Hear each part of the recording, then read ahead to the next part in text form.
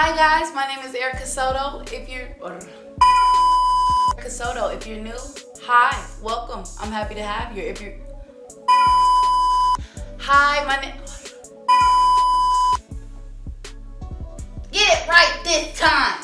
Hi guys, my name is Erica Soto. Welcome back to my channel.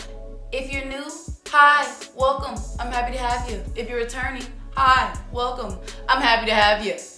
I'm just happy you're here with me. Today, I just want to talk about coping with postpartum. After partum birth. So, coping with everything after birth. What you need after you have the baby. Keeping in mind, I had a vaginal birth and I had 3rd-degree tearing on the top and bottom of my vagina, which is the actual hole. Yeah, the opening, I had tears on the top and the bottom. 3rd degree. So for my vaginal birth with 3rd-degree tearing, things that were absolutely important were these aloe wipes that my hospital gave to me. The wipes are just better. They're not flushable. I'm sure you could get flushable wipes. They're just better than toilet paper. Don't even try to use toilet paper. Just get you some wipes. Another thing, these diapers. Now, something that I was not prepared for about bleeding is it's not as much as you think it is. It's gonna be long. I bled for 6 weeks. Most of the people I know typically bled between 4 and 7 weeks, you know. So it's gonna be long, but it's not gonna be a lot of bleeding. It's gonna be like normal period bleeding, kinda. Yeah, just get you some of these Always diapers. They are so much better than those big bulky pads. The pads, to me, were so uncomfortable, and I can't really explain it, but like the pad would get that little hump in it because it's in between your thighs, so it'd get that little hump in it, and then it would scratch on my stitches, and it was so uncomfortable. Just get you the diaper. Get you also some ice packs. Frida makes some ice packs. Your hospital will give you some ice packs. You can make padsicles. Padsicles is just witch hazel and aloe vera smeared on there and put in the freezer. I personally didn't like them, only because, again, that big bulky pad was so uncomfortable.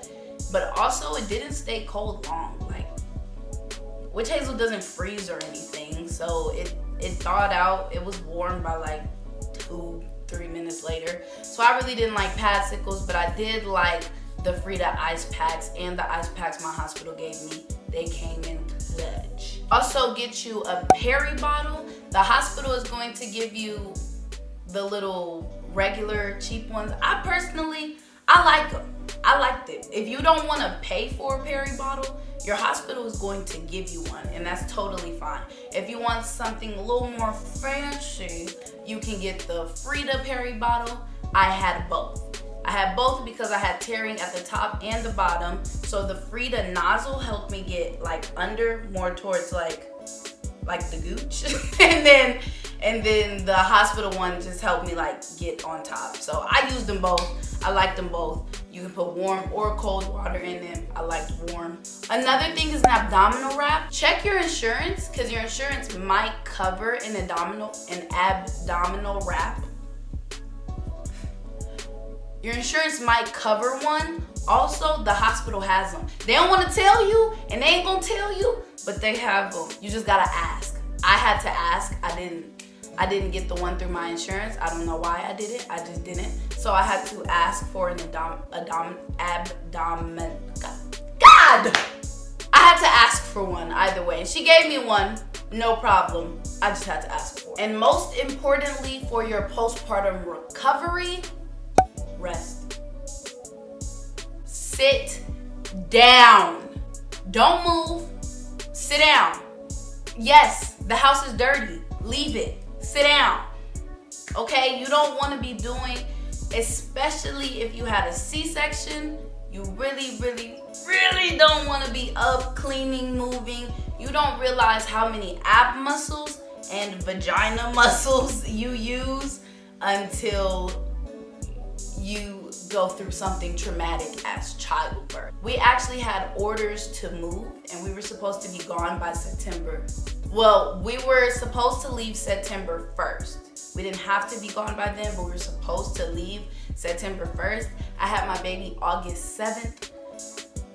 So we were up, packing, going to appointments, out processing, talking to movers, cleaning the house, and I believe that made my recovery take even longer. Yes, you want to move, you don't want to get a blood clot, so you want to make sure you're moving around, you want to make sure you're getting up, but getting up, going to the nursery, changing your baby, all that's enough movement. All the stuff I was doing, I really feel like that's what made my recovery so hard, is that I wasn't being super vigilant or super careful because we were in a rush. Okay, so those are the things you need. Let's talk about baby blues versus depression. I'm gonna try to put an actual citation or the actual definition of the two, but baby blues is basically after you have your baby, you seem kind of down, you're a lot more emotional, maybe a little anxious, but one way you know it's baby blues is it doesn't last that long, maybe 2-3 weeks, and that's also contributing to like your hormone changing. If you're breastfeeding, now you've got a lot more prolactin being produced. So all of that's happening in your body, along with just the huge transition that is being a parent. You tend to be a lot more emotional, a bit down, but it goes away. And baby blues is nothing to fear. Postpartum depression and postpartum anxiety are really things you need to pay attention to. I did not pay attention. I was super anxious, and every time I would take my baby to the doctor, or even when I had my 6-week appointment, I would tell them like, oh yeah, I'm super anxious, but that just comes with the territory. That just comes with having a baby. And they'd be like, yeah, but the things you're anxious about, I don't know. I had this fear that CPS would take my baby. I don't know why. I think I was all over TikTok, and TikTok was showing that movement of black women losing their babies. People were coming to the hospital and snatching brand new babies out of their mother's arms over something petty, something minuscule. So that was a weird, irrational fear that lasted now. Like, it hasn't gone away yet. Even like when her dad has her and he's like, you need to take a break, you need to go to the room, lay down. I'm coming out every 20 minutes and is she okay? Is she good? Is she alive? Make sure you don't smother her. That anxiety is no joke, and depression, always feeling down. Maybe you feel a lot more violent. Maybe, you cannot get out of the funk that is life. And that is something you really need to be taking seriously, really need to be paying attention to, especially after that 2 weeks, that 2 to 3 weeks postpartum. You really, really need to be seeking help. I advise you do that sooner than later, because I waited and now I am 5 months postpartum. I'm having panic attacks, insomnia, stressed out the wazoo. My baby is sleeping. She's sleeping well. She's fine. And I'm still not sleeping because I didn't get what should have been treated a long time ago. And I do regret it, but in the words of Master Sergeant Dendy, my MTI, it happened, move on. So now here we are, just trying to fix it. Some things I've been doing to help cope with my depression and anxiety that have been helping a lot. One is a routine. We did get Lotus a routine first. I felt like I thought that would help us, just us knowing how her day should go. So we did get a routine down for her, and now she is A1. She takes her naps on time. She just started eating solids. She's A1, man. She's Gucci, okay? But also get a routine for yourself. I work outside of the home, so it's been super, super important that I have a pumping schedule because my supply has dropped. Stress, anxiety, not keeping up with pumping, not paying attention to it. I was producing too much, so if I would nurse the baby, she wasn't clearing out my breast. It was a mess, and it's still a mess. But I'll talk about that in another video. I have a routine for when I'm at work. Everyone knows what time I go pump, how long I go, and when I'm at work is when I try to get in a power pumping session. If you don't know what that is, you can check out my breastfeeding video and I'll explain all ways and how you can increase your milk supply. I make sure I'm eating 3 meals a day at least. 3 meals a day. Eat. Don't go all day and then not feed yourself till 3 o'clock in the afternoon and then that's your first meal. Eat. One thing that has helped me is meal prepping for the week. I know a lot of people don't like to do that. You get tired of eating the same foods.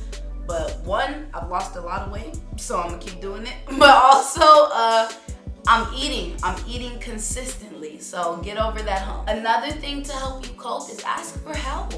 When the baby was first born, I felt like it was my job to be mom, and the role of a mother is always going to be heavier than anyone else.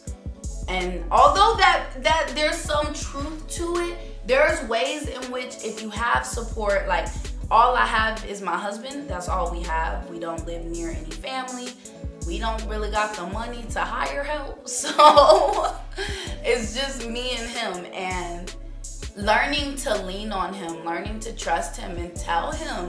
A lot of times I was like, well, I don't want to tell him I'm not his mom. He sees that I'm stressed. He's got his own thing going on. He has his own stressor. He is also a new parent. He also works outside of the house. So having grace and vulnerability and just opening up and saying, hey, I need help. Like right now, my husband's cleaning the kitchen and he's about to start meal prepping. And that's been really helpful. Lastly, understand that it gets better. You learn your baby, that gets easier. At first they're crying and you're just like, they're making noise. But as you grow and as you both learn each other and you learn your parenting style, you can trust yourself and trust that it gets easier. Me and my baby, we got a rhythm. We communicate now. Like I know what she wants, she knows what I want.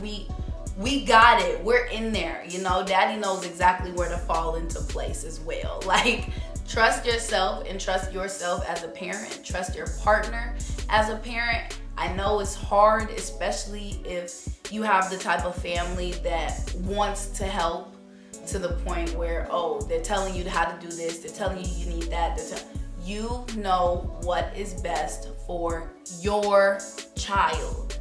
Your parents, your in-laws, your grandparents, your cousins, your uncles, they did what was best for their children and their family. And you are going to do what is best for yours. You know your family best. It will get better.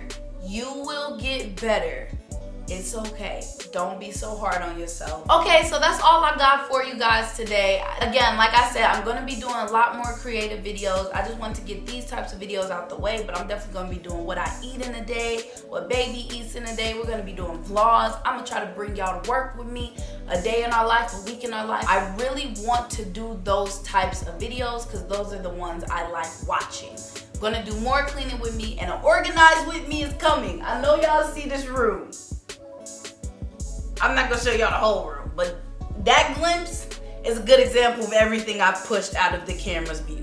So I got some more really good videos coming. So make sure you're subscribed. Make sure you click that bell. Make sure you are ready for what I have in store, okay? But thank you, and I love you, and I can't wait to see you next week. Bye.